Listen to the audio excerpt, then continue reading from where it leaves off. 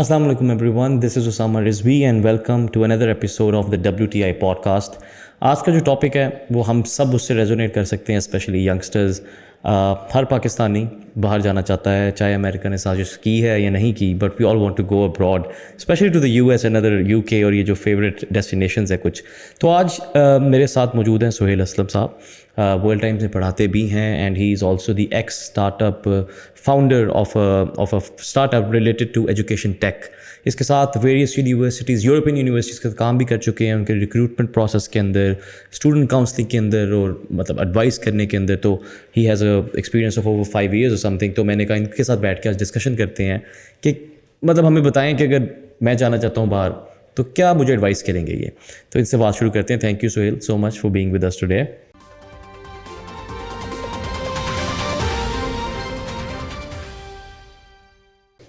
जी अस्सलाम वालेकुम सर। अच्छा टॉपिक है आज का, बिकॉज आज के टाइम में हर पाकिस्तानी, हर दूसरा पाकिस्तानी बाहर जाने की कोशिश कर रहा है। पिछले साल में 8 लाख पाकिस्तानी बाहर चले गए हैं, अगले साल 10 लाख होंगे। और मोस्टली जाना चाहते हैं जो स्टूडेंट्स हैं, एज ब्रैकेट जिनका आप कहते हैं 18 to 20, 21, 22 का होता है, या 25 to 27 जो मास्टर्स के लिए जाना चाह रहे हैं। तो आज हमारे लिए डिस्कशन इसलिए बहुत ज़रूरी है क्योंकि काफ़ी जो फैक्टर्स होते हैं जो हमने कंसीडर करने होते हैं यूनिवर्सिटी चूज़ करने में, बाहर जाने में, उसके अंदर काफ़ी एम्बिग्विटी होती है, हमें सही गाइडेंस नहीं मिलती, ठीक इन्फॉर्मेशन एसिमेट्री होती है। तो मैंने कहा कि आज थोड़ा उस पर डिस्कशन करते हैं ताकि थोड़ी एनलाइटनमेंट हो इस टॉपिक पे, ताकि हम क्लियर हों इस पर। बिल्कुल ठीक है, बल्कि इसी से बात शुरू करते हैं। बल्कि एक्चुअली खाली यंगस्टर्स नहीं, बड़े भी जाना चाहते हैं। उसमें यह है कि जॉब का मैं आपसे एज वी मूव ऑन ख़ास तौर पे ज़रूर पूछूंगा कि आजकल लोग सेटल होने के लिए, जॉब्स के लिए, ये भी अलग एक प्रॉस्पेक्ट पूरा निकल आया है। उसके लिए भी जो 8 लाख गए हैं, इनमें से आधे से ज़्यादा लोग तो फॉर जॉब्स गए हैं। अच्छा, बात शुरू करने के लिए आप मुझे बताएं कि जनरल एक तो एडवाइस दें, उसके बाद मैं कहूँगा कि आपका जिस सब्जेक्ट का या डिसिप्लिन का एक्सपीरियंस है उसका भी बताइएगा। सबसे पहले कि मैंने डिसीजन लेना है कि मैं बाहर जा रहा हूँ।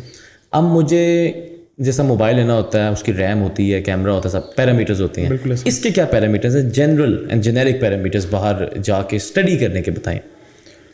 अच्छा, तो सर इसको हम स्टार्ट करते हैं कि हम खुद अपने पर्सपेक्टिव लेते हैं कि मैं एक 18-19 साल का एक स्टूडेंट हूँ, ठीक है, जिसने अभी यूनिवर्सिटी चूज़ करनी है। तो एक जर्नी कहाँ से स्टार्ट होती है, क्योंकि पैरामीटर उस दिन से शुरू हो जाते हैं जब आप जर्नी स्टार्ट कर देते हैं। बेसिकली पहला पैरामीटर है टाइमलाइन, कि टाइमलाइन क्या है, इसके अंदर यूनिवर्सिटीज़ की कट ऑफ डेट्स क्या है, डेडलाइंस क्या है, ठीक है। जैसे कि यूके में ऑक्सब्रिज है, ऑक्सफोर्ड एंड कैम्ब्रिज। अब काफ़ी लोगों को नहीं पता होता, वो अक्टूबर 2nd वीक में अपनी एप्लीकेशंस बंद कर देते हैं, और उसको हम नवंबर और दिसंबर में हमें जाके पता लगता है कि यार मैंने कैम्ब्रिज ऑक्सफोर्ड अप्लाई करना है। कुछ होते हैं जो करते हैं, लेकिन तब तक डेडलाइन गुजर जाती है। उसके बाद आता है जैसे कि यूएस है, जिसकी एक होती है आपकी अर्ली एप्लीकेशन होती है, वो दिसंबर तक चली जाती है, और नॉर्मल एप्लीकेशन आपकी जाती होती है मार्च अप्रैल तक। ये वो चीज़ होती है हमें नहीं पता होता, क्योंकि हम अपनी जर्नी स्टार्ट ही काफ़ी लेट करते हैं। तो सबसे पहला पैरामीटर होना चाहिए कि हमने जो अपने कंट्रीज शॉर्टलिस्ट किए हैं उसकी देख लें कि कट ऑफ डेट्स, डेडलाइंस क्या हैं, ताकि आपके पास जितना भी एक अपॉर्चुनिटीज़ हैं वो अवेल करने की आपके पास कैपेसिटी रहे कि हम निकलते हैं कि नहीं निकलते इसमें से। और ये एक बड़ा इम्पैक्ट आता है कि जैसे मेरे साथ खुद हुआ था कि मैं कैम्ब्रिज अप्लाई करना चाहता था अपने बैचलर्स के लिए। मैंने सोचा ये नवंबर में जाके मैंने पूरी एप्लीकेशन लिखी बैठ के। अब मैं जब अप्लाई करने के लिए मैंने वेबसाइट पे देखा, मैंने कहा कहाँ से अप्लाई करना है, कैसे अप्लाई करना है, जी डेडलाइन को गुजरे हुए 3 हफ्ते हो गए थे। तो इस तरीके से बड़ी चीज़ें होती हैं अब जहाँ पे हम डेडलाइंस क्रॉस कर जाते हैं, और बड़ी अच्छी यूनिवर्सिटीज़ होती हैं जो हमारी फिर जहाँ पे हम अपनी अपॉर्चुनिटी अवेल नहीं कर पाते। ठीक है, तो यूजुअली टाइमलाइन की जब बात करें तो कौन सा मंथ्स को करना चाहिए टारगेट? साल के शुरू में, मिड के, over the through out the year ये अपॉर्चुनिटीज़ जो हैं वो चल रही होती हैं? देखें, एज आइडियली तो किसी भी स्टूडेंट को सितंबर अगस्त में एप्लीकेशन स्टार्ट कर लेनी चाहिए, देखना शुरू कर देना चाहिए। या ईयर होता है जहाँ पे आप ए लेवल्स के सेकंड ईयर में होते हैं, एफएससी के अपने सेकंड ईयर आपका स्टार्ट हो रहा होता है, तो तब आप ऑलरेडी डिसाइड कर रहे होते हैं कि मैंने अगले साल बैचलर्स कहाँ करना है, क्या करना है। तो आपको तब से एक ऑलरेडी एक अपनी टाइमलाइन बना लेनी चाहिए कि यार देखें कि अक्टूबर में मैंने यूके में अप्लाई करना है, दिसंबर जनवरी तक मेरे पास यूएस का टाइम है, अगर मैं यूरोप जाना चाहता हूँ तो मेरे पास अप्रैल तक का टाइम है।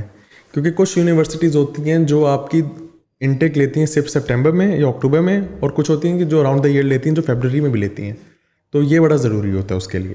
ठीक है, और इसके अलावा आप बता रहे थे टाइमलाइन तो पहला फैक्टर हो गया ना, आगे बताइए। अच्छा, दूसरा फैक्टर बड़ा एक आप कहेंगे कि हर बंदे की दुखती रह गया आज के ज़माने में, वो है फाइनेंसिंग। आपने अब देख लिया कि मैंने कौन कौन सी जगह पे कब कब तक अप्लाई करना है।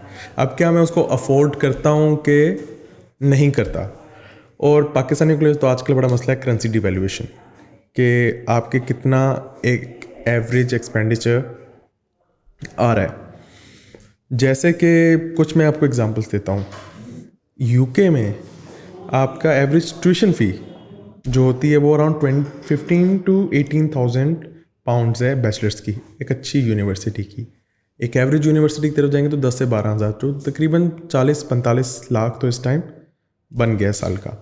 यूके में एक एवरेज यूनिवर्सिटी मैं कल देख रहा था एक्चुअली $25,000 ईयरली चार्ज कर रहे हैं। यूएस बिल्कुल यूएस में। अब ये चीज़ें हमें शुरू में पता होता है कि चलें यार ये तो हो गई सिर्फ ट्यूशन फ़ी। अब हम जो चीज़ कंसीडर नहीं करते वो है कि वहाँ के लिविंग एक्सपेंसेस क्या है। अगर सपोज आप जैसे कि आप लंदन गए थे, क्या आपको उस टाइम आइडिया था कि लंदन का एक एवरेज मंथली एक्सपेंडिचर मेरा कितना है? हमें नहीं पता होता। हम एक एवरेज लेके जाते हैं यार चलो 1,000 पाउंड ले जाएंगे गुजारा हो जाएगा, नहीं होता। क्योंकि हमें आइडिया ही नहीं कि वहाँ पे एकोमोडेशन कितने की है, वहाँ पे आपकी जो ग्रोसरीज हैं वो कितने की, ट्रैवलिंग कितने की है। तो ये चीज़ें हमने देखनी होती हैं। और यहाँ पे सबसे ज़्यादा स्टूडेंट्स जो गलती करते हैं यहाँ पे करते हैं, क्योंकि देखें ट्यूशन फी तो आपको पता है कि यार मैंने साल का 10-12 हज़ार दे दिया, उसके बाद के पैसों का क्या है। तो इसके अंदर आपको देखना बहुत ज़रूरी है। मैंने जब अपने स्टार्टअप के साथ एफिलिएटेड था तो हमने एक कैरी किया था, सर्वे कैरी किया था 400 इंटरनेशनल स्टूडेंट्स के साथ, बैचलर्स और मास्टर्स के मिक्स थे। उसमें 75% लोगों ने कहा था कि हमारी सारी बजटिंग इस वजह से ख़राब हुई क्योंकि हमें पता ही नहीं था कि उस शहर के, उस एरिया के लिविंग एक्सपेंसेस कितने हैं। राइट। अच्छा, टाइमलाइन, लिविंग एक्सपेंसेस, फाइनेंसेस जो हैं, इसके अलावा कोई आप बताएंगे कि अब इसके अलावा आप मुझे यहाँ बेशक किसी डिसिप्लिन का बता दें, नॉर्मली पॉलिटिकल साइंस या आईआर या इन सोशल साइंसेस या आजकल इंजीनियरिंग, इसका भी ट्रेंड चल पड़ा है, तो इसके बारे में गाइड कर सकते हैं? बिल्कुल। मेरा एक्चुअली थर्ड जो फैक्टर मैं लेके आ रहा था वो यूनिवर्सिटी मेजर्स ही लेके आ रहा था कि अब हमने यूनिवर्सिटी चूज़ करनी है। हमें पता लग गया कि हमारी टाइमलाइन क्या है, हमें पता लग गया हम कौन से मुल्क को अफोर्ड करते हैं। अब तीसरा मसला है कि हमने यूनिवर्सिटी कौन सी अप्लाई करनी है। अब यूनिवर्सिटी अप्लाई करने के अंदर 3-4 क्राइटेरियाज आ जाते हैं। एक तो आ जाती है आपकी मिनिमम रिक्वायरमेंट। अब कुछ यूनिवर्सिटीज़ होती हैं कि जो एक आपको मिनिमम रिक्वायरमेंट देती हैं, कहती है कि आपकी सपोज 6 एज हो, 7 एज हो, आपका SAT स्कोर इतना हो तो आप अप्लाई करें। एडमिशन हम आपको गारंटी नहीं करते। कुछ यूनिवर्सिटीज़ हैं, टॉप 100 यूनिवर्सिटीज़ हैं जो कहती हैं ये हमारा मिनिमम क्राइटेरिया, आप इसको फुलफ़िल करें, आप आएँ। उसके बाद हम आपको पहला साल आपको देंगे अवेल करने के लिए कि क्या आप परफॉर्म करते हो कि नहीं करते। जैसे कि मैं नीदरलैंड्स में था, उत्तरेक्ट यूनिवर्सिटी में, इस टाइम टॉप 50 यूनिवर्सिटी है। वो कहते थे देखिए हमारा मिनिमम क्राइटेरिया इकोनॉमिक्स के लिए कि आपका मैथ्स का एग्ज़ाम पास होना चाहिए, आ जाएं आप। लेकिन जब आप पहले साल में आएंगे कि हम आप मैक्सिमम एक कोर्स फेल कर सकते हैं और आपको कम से कम GPA अपना 2.5 2.8 रखना है। अगर आप नहीं रखेंगे तो भाई आप अपना बोरिया बिस्तरा बांधो और वापस हो जाओ, ठीक है।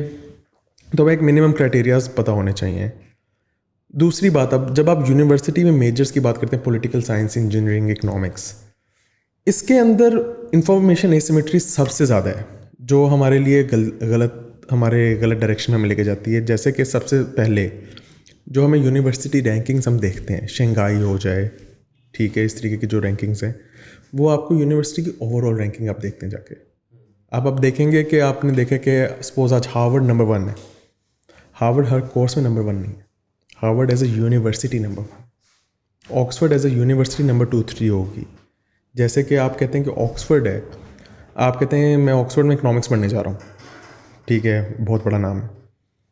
लेकिन आपको पता लगेगा कि ऑक्सफोर्ड से भी 5-7 यूनिवर्सिटीज़ ऊपर हैं इकोनॉमिक्स में, जहाँ पे पढ़ना इकोनॉमिक्स आपके लिए ज़्यादा बेहतर हो सकता था, बट बिकॉज इन्फॉर्मेशन एसिमेट्री थी आपने नहीं देखा।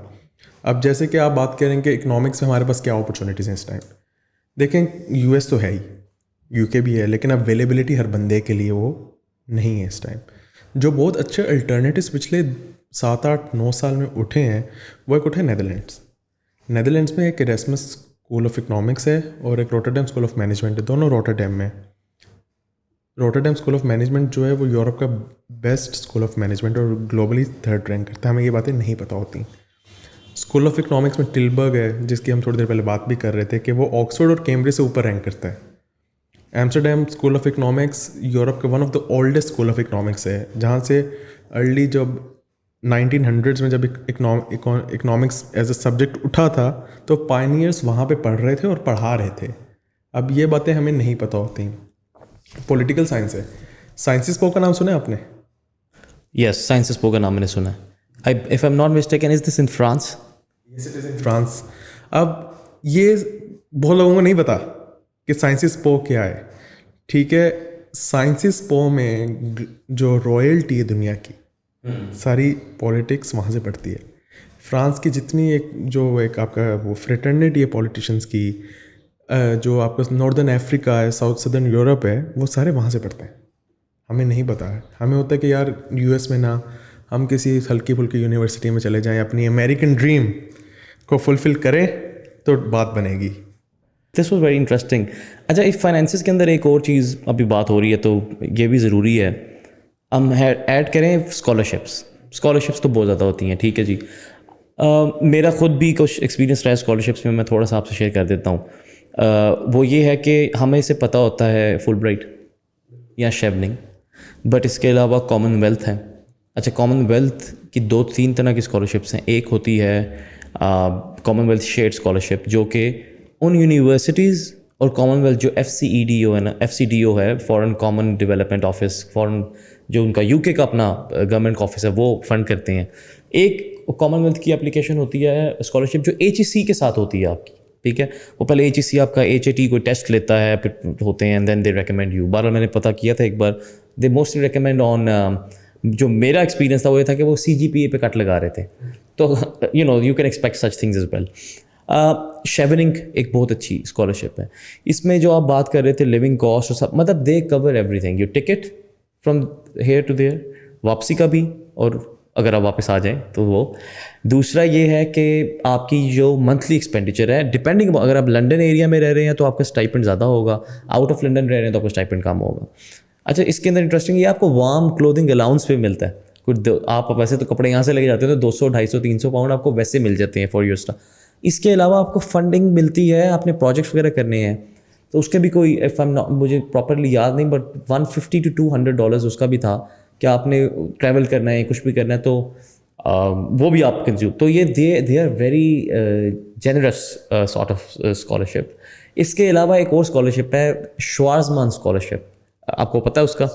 अच्छा, दैट इज़ इन चाइना। और चाइना के 2 यूनिवर्सिटीज़, आप जैसे यूनिवर्सिटीज़ की बात कर रहे थे, आई एम सर्टन लोगों को या कम पता होगा इसका, चिंगवा यूनिवर्सिटी, TSINGHUA उसको, और Peking university, Peking was the old name of Beijing as well, वो बेजिंग में ही है चिंग। ये इन्हें कहते हैं the Cambridge and Oxford of the east. और ये लोग पेटेंट फाइलिंग के अंदर और बहुत ज़्यादा पैरामीटर्स के अंदर US की कई यूनिवर्सिटी से ज़्यादा आगे जा चुके हैं। द इकोनॉमिस्ट मैगज़ीन ने इनको कवर किया था अपने उसके अंदर। और चिंगवा यूनिवर्सिटी का मेरे ख्याल से दुनिया के टॉप 10 मोस्ट ब्यूटीफुल कैंपसेस के अंदर नाम भी है। बट आपने जैसे बात की हमें हार्वर्ड, कैम्ब्रिज, बस MIT और ये, इसी तरह इंडिया की एक बड़ी मशहूर यूनिवर्सिटी है IET, उसके अंदर भी it's sort of a dream for people to go. अच्छा, अब इनके लिए अपॉर्चुनिटीज़ मैं आपको बता रहा था, स्कॉलरशिप्स होती हैं, शेवनिंग है फॉर द UK, कॉमनवेल्थ है फॉर द UK, एरेस्मस जो होती है scholarship, that is for the Europe. और आपकी डिग्री 3-4 यूनिवर्सिटीज़ के अंदर, बिल्कुल, दैट्स एन एक्स्ट्रॉर्डिनरी अपॉर्चुनिटी कि आप एक सेमेस्टर एक यूनिवर्सिटी में पढ़ेंगे, एक सेमेस्टर एक यूनिवर्सिटी पढ़ेंगे, और आपकी डिग्री भी जो मिलती है मास्टर्स, वो 2-3 सब्जेक्ट में मिल जाता है अक्सर आपको, वो है। इसके अलावा श्वार्ज़मान मैंने आपको बताया है, इसके साथ ही फुलब्राइट है for the US, and then universities की अपनी स्कॉलरशिप्स भी होती हैं, एक्सीलेंस स्कॉलरशिप होती है, जो मेरे ख्याल से आप अभी बताएंगे। तो ये भी बड़ा ज़रूरी है कि जब आप फाइनेंसिस को डिस्कस करें तो you should also keep in mind कि there are hundreds of, if not thousands, hundreds of opportunities available to finance your degree. अच्छा, अब नेक्स्ट क्वेश्चन, आपने पैरामीटर्स देख लिए, सब कर लिया, क्या इम्पैक्ट हो सकता है? मैं आपको आर्ग्यूमेंट देता हूँ कि यार पाकिस्तान में तो मैं बाहर से पढ़ के आ गया हूँ, तो बस ठीक है। आपको कितने लोग जाके कहेंगे यार फ्रांस से पढ़ लिया ना, बस ठीक है फ्रांस चले गए हैं। किसी को क्या लगे आप साइंसेस पोस्ट से पढ़े या नहीं पढ़े, तो क्या कोई आपको लगता है कि आपके करियर पे या आपकी फर्दर स्टडी पे चूजिंग द रॉन्ग, मैं गलत कम यूनिवर्सिटी तो नहीं कहूँगा, हर यूनिवर्सिटी की इंपॉर्टेंस है अपने सब्जेक्ट में जैसे आपने कहा है, but choosing the wrong university for your discipline, what adverse effects can it yield? Sir adverse effect पे आने से पहले मैं थोड़ा सा एक्सप्लेन करूँगा कि एडवर्स इफेक्ट स्टार्ट कहाँ से होते हैं। स्टूडेंट अकेले की गलती नहीं है अनफॉर्चुनेटली हमारी सोसाइटी में। हमारे मुल्क में एक कंसल्टेंसीज काउंसलर्स का एक बड़ा एक सेटअप है, एक इंडस्ट्री है, बहुत बड़ी इंडस्ट्री है। इसमें बहुत अच्छे लोग भी हैं, लेकिन इसमें जैसे कि हर जगह होते हैं बहुत ख़राब लोग भी, जो आपकी सारा प्रोसेस ख़राब करते हैं। मैं आपको एक एग्जांपल देता हूँ अपनी। यूनिवर्सिटी का नाम भी नहीं लूँगा और उन काउंसलर का नाम भी नहीं लूँगा। मुझे बाद में बता दीजिएगा। बिल्कुल बिल्कुल बिल्कुल। ए लेवल्स का टाइम था हमारी यूनिवर्सिटी में, क्योंकि उस टाइम आके सेमिनार्स वगैरह करते हैं आए। उन्होंने एक कनाडा की यूनिवर्सिटी का मुझे बताया, थोड़ा सा आपको आइडिया हो जाएगा कनाडा में कौन सी यूनिवर्सिटी है। ऐसे पोर्ट्रे किया कि मैं कैनेडियन हार्वर्ड में जा रहा हूँ, ठीक है। उन्होंने कहा आप जाएँ, 2 महीने बाद आपकी अपनी गाड़ी होगी, आपका अपना घर होगा, ठीक है, पढ़ाई आप साथ साथ करते रहना, 4 साल में आपका बैचलर हो जाएगा, ठीक है। और बाय द टाइम होगा आप आपकी गाड़ी होगी, घर होगा, साइड पे जॉब भी होगी, ठीक है। वो आपको ड्रीम्स बेचते हैं ऐसे। अब इन ड्रीम्स के पीछे मकसद क्या होता है? वो कहते हैं कि बच्चा बाहर पढ़ने ना जाए, बच्चा बाहर जाए, साइड जॉब्स करे, ठीक है, ऊबर करे, किसी रेस्टोरेंट में काम करे, पेट्रोल पंप पे काम करे, पढ़े ना। उनके लिए होता है कि बस बच्चे को निकालने के लिए हम एक यूनिवर्सिटी में उसको भेजते हैं। सबसे पहली गलती यहाँ पे आती है। अब इसके इम्पैक्ट्स क्या हैं? सर सबसे पहले नफिक एक ग्लोबल ऑर्गेनाइजेशन है एजुकेशन से रिलेटेड। उनके हेड ऑफ नेदरलैंड से मेरी एक दफ़ा डिस्कशन हो रही थी। उन्होंने कहा था कि अराउंड 70% स्टूडेंट्स, ठीक है, कहते हैं कि हमने गलत मेजर सेलेक्ट किया था, ठीक है। 50%, उन 70% का जो 50% है वो कहते हैं कि हम इसलिए वापस नहीं जा सकते, अपने डिसीजन पे चेंज नहीं कर सकते, बिकॉज हमने 1 साल पैसा लगा दिया है, तो अब हमने जो कर लिया वो कर लिया। दूसरा ये अराउंड 20 से 30% स्टूडेंट्स ड्रॉप आउट होते हैं पहले साल के बाद, दूसरे साल के बाद। अब क्या होगा? पहला इम्पैक्ट फाइनेंशियल बेसिक, कि आपने वो 2 साल पैसे लगा दिए, ज़ाया हो गए, उसका क्या है? रिटर्न आया उस पर कोई? क्योंकि हमारे पेरेंट्स हमें भेजते हैं एज एन इन्वेस्टमेंट। बाहर जाएगा लड़का, अच्छी जगह पढ़ेगा, उसके बाद जॉब मिलेगी, हमारा एक सुनहरा फ्यूचर होगा, हमें बाहर बुला लेगा। अब बच्चा खुद वापस आने पे, डिपोर्ट होने पे बैठा है वहाँ पे एयरपोर्ट पे, तो क्या होगा? अभी कुछ अर्सा पहले कनाडा ने अभी आई थिंक सो 900 या 1000 इंडियन स्टूडेंट्स को डिपोर्ट किया, क्योंकि उनको ऐसी फर्जी यूनिवर्सिटी में भेज दिया गया था जहाँ से उन्होंने पढ़ा कुछ नहीं और डिपोर्ट हो गए। अब वो क्या है? फाइनेंशियल तो हो गया। दूसरा इम्पैक्ट गलत यूनिवर्सिटी चूज़ करने का, जो पाकिस्तान सेंट्रिक बहुत ज़्यादा है, और उनके लिए तो बहुत ज़्यादा है कि जो पढ़ के कहते हैं मैंने आके CSS करना है या मैंने कोई गवर्नमेंट जॉब करनी है। क्या आपकी यूनिवर्सिटी HEC से रिकग्नाइज्ड है? हर फॉरेन यूनिवर्सिटी HEC से रिकग्नाइज नहीं है। अच्छा, मतलब खाली ना सिर्फ वो हमें रिकग्नाइज करते हैं, हम भी उनको रिकग्नाइज करते हैं। नहीं, और ये आई थिंक सो कतरे हद तक बहुत अच्छा फैसला HEC का, क्योंकि आप जाते हैं, आप कोई छोटा मोटा डिप्लोमा करके आ जाते हैं, आपने यूनिवर्सिटी का नाम नहीं सुना होगा, वो यूनिवर्सिटी किसी मेरे ख्याल से एक बिल्डिंग के एक रूम में उसका रजिस्टर हुई होगी, आप वहाँ से कहते हैं कि मैं बैचलर्स करके आ गया। उस बैचलर्स का कोई फ़ायदा नहीं है। अच्छा है कि उनको नहीं करते, लेकिन अब हमें पता नहीं होता कि क्या ये रिकग्नाइज्ड है, क्या ये रिकग्नाइज नहीं है। अब अगर रिकग्नाइज नहीं है, आपकी यूनिवर्सिटी का कोई फ़ायदा नहीं, क्योंकि देखें बाहर तो आपको जॉब देंगे नहीं, क्योंकि उनको पता है कि यूनिवर्सिटी क्या है, और पाकिस्तान वाले कहेंगे हम इसको रिकग्नाइज ही नहीं करते। आप कहाँ जाएंगे? कहीं भी नहीं जाएंगे। उसके बाद जो एक इम्पैक्ट, मेजर इम्पैक्ट आता है, वो आता है आपके इसके ऊपर फ्यूचर जॉब प्रोस्पेक्ट्स पे। अच्छी जगह से पढ़े होंगे। देखें, एक चीज़ है कि यूनिवर्सिटी एक हद तक मैटर करती है, कम्प्लीटली मैटर नहीं करती आपके जॉब प्रोस्पेक्ट्स पे। बट आपकी यूनिवर्सिटी भी सपोज लिखा हुआ है, कहते हैं कि चलें ऑक्सफोर्ड लिखा हुआ है, और दूसरी जगह आपकी यूनिवर्सिटी पे कोई एक फ़र्ज़ी से नाम की यूनिवर्सिटी है, वो लिखी हुई है। शायद आपकी उसकी फ़र्ज़ी यूनिवर्सिटी में 4 GPA हो, ऑक्सफोर्ड में आपका 2 हो, आपके जॉब प्रोस्पेक्ट्स ऑक्सफोर्ड से बढ़ जाते हैं। ठीक है, बेशक आप ज़्यादा काबिल हैं उस ऑक्सफोर्ड वाले लड़के से, लेकिन आपको फिर भी ऑक्सफोर्ड वाला लड़का जॉब ले जाएगा। फिर जॉब्स का इशू आता है। जॉब्स के बाद जो सबसे बड़ा इशू आता है, क्योंकि बैचलर्स के बाद आजकल तो एक नेसेसिटी है मास्टर्स करना, उसका PhD वगैरह एक नेसेसिटी है। जैसे इकॉनमी इवॉल्व करी है, जैसे IT में हैं लोग, इकोनॉमिक्स में, फाइनेंस में, उनके लिए मास्टर्स बहुत ज़रूरी हो गया है। आपने गलत यूनिवर्सिटी से बैचलर्स तो कर लिया किसी तरीके से 2 3 4 5 7 साल लगा के। मैं एक बंदे को जानता हूँ जिसने 9 साल लगाए थे, क्योंकि उसने कोर्स गलत चूज़ कर लिया था। सेकेंड ईयर में उसने सिर्फ 2 कोर्सेज फेल किए हुए थे, लेकिन वो फिर अगले 7 साल वो 2 कोर्स फेल करता रहा। और फिर 9th ईयर में जाके यूनिवर्सिटी वालों ने भी कहा कि भाई 50% मार्क्स ला दे, हम तुझे पास कर देंगे, जबकि 55 का क्राइटेरिया था, क्योंकि उसके 9-10 साल हो गए थे। ये बहुत चीज़ें आती हैं। फिर एक जो नेचुरल है वो डिप्रेशन है। अराउंड एक स्टडी आई थी, आई थिंक सो डच, इसकी हेल्थ मिनिस्ट्री की, 75 से 80% स्टूडेंट्स क्लिनिकल डिप्रेशन का शिकार हैं इस टाइम। इसके अंदर एक बहुत बड़ा फैक्टर आपकी यूनिवर्सिटी स्टडीज़ आता है, आपका ग्रेड मेंटेन करना था। जब आपको कोर्स ही पसंद नहीं है, आपको यूनिवर्सिटी ही पसंद नहीं है, आप कैसे दिल लगाएंगे? बहुत अच्छा पॉइंट आपने ये मतलब किया है कि मतलब इसके कितनी डोमेन्स एंड डायमेंशंस बनती हैं। अच्छा, एक आपने बड़ा इंटरेस्टिंग बात की थी अभी जॉब प्रॉस्पेक्ट्स की। मतलब अगर मैं थोड़ा उसको आगे और लेके चलूँ तो आप ये बताएं कि अब एक तो पैरामीटर होगा स्टडी का, बट आजकल there has been a lot of inclination और a trend towards moving out of Pakistan as well, और at least getting a PR or something. I'm speaking, of course, about Canada और न्यूजीलैंड, ऑस्ट्रेलिया, सॉरी। ये दोनों countries का तो मुझे है।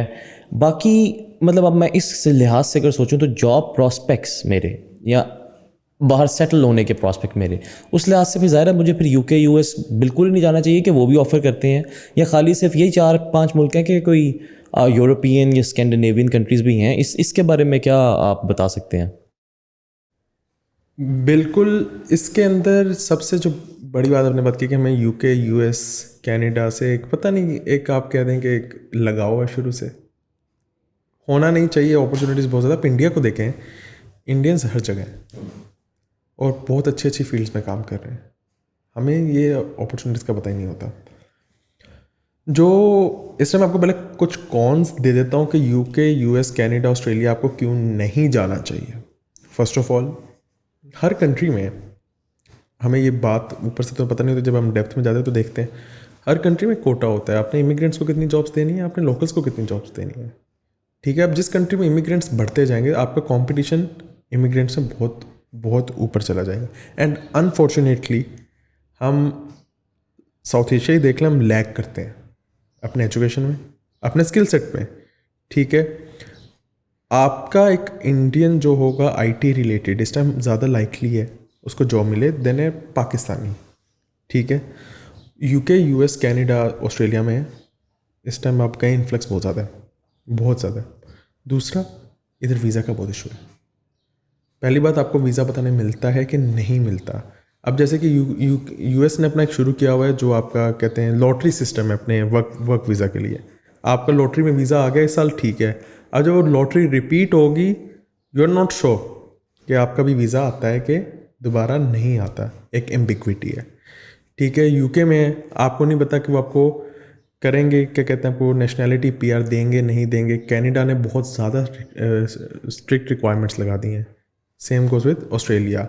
और फिर इन कंट्रीज़ में वो भी मूवमेंट शुरू हुई है जो आपके कहेंगे anti south Asian community, because कुछ सालों में ऑस्ट्रेलिया में बहुत ज़्यादा साउथ एशियन कम्युनिटी का राइज हुआ है, तो वहाँ पे लोकल्स बहुत कहते हैं, शिकायत करते हैं कि ये गलत है। तो कल सपोज ट्रैवल बैन लग जाए, या जैसे ट्रंप ने एक ट्रैवल बैन लगाया था, आपका कल लग जाए, उसमें पाकिस्तान का नाम आ जाए, आप क्या करेंगे?